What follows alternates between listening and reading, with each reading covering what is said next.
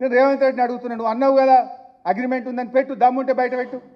ఒకవేళ తమ్మిడిహట్టికి 152 మీటర్లకు మహారాష్ట్ర ఒప్పుకోనుంటే ఆ అగ్రిమెంట్ ఏదైనా ఉంటే బయట పెట్టు. I'm ready to resign.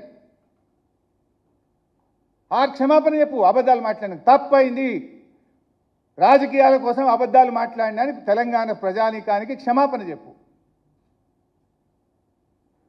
ఇంకోటి అడుగుతున్నా, you can understand our sincerity. Congress వచ్చి 2.5 సంవత్సరాలు అయింది. వీళ్ళ మేనిఫెస్టోలో తమ్మిడిహట్టి కడతాము అన్నారు, తమ్మిడిహట్టి కడతాం పీక్తాము అన్నారు. 2.5 సంవత్సరాలు మీకు అపాయింట్మెంట్ దొరకలేదా? ఆనాడు కాంగ్రెస్ గవర్నమెంట్ ఉంటే నెల లోపల పోయి కలిసిన నేను, కాంగ్రెస్ ఓడిపోయి బీజేపీ గెలిస్తే వచ్చిన గవర్నమెంట్ వచ్చిన 10 రోజులకే పోయి కలిసిన. స్వయంగా కేసీఆర్ ముఖ్యమంత్రి గారు 2 రోజులు మహారాష్ట్రలో ఉండి వెయిట్ చేసి, ముఖ్యమంత్రి ఎప్పుడు టైం ఇస్తే అప్పుడు నేను ఈయనే ఉంటా అని ఆడ కూర్చొని ఆయన టైం ఇచ్చినప్పుడు కలిసి బతిలాడి వచ్చిండు. 6 నెలల్లో కేసీఆర్ పోయిండు, మా ఇంజనీర్లు పోయిండు, నేనే 3-4 సార్లు పోయినా. మరి మీరు 2.5 సంవత్సరాలు పోయింది కూడా లేదు కదా. అంత డ్రామా మీ కంపెనీ.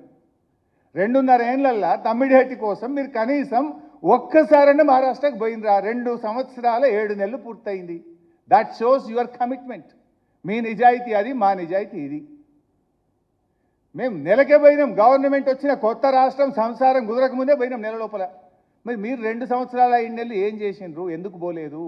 అంటే మీది మాటలు తప్ప, డ్రామాలు తప్ప యాక్షన్ లేదు, సిన్సియారిటీ లేదు, నిజాయితీ లేదు.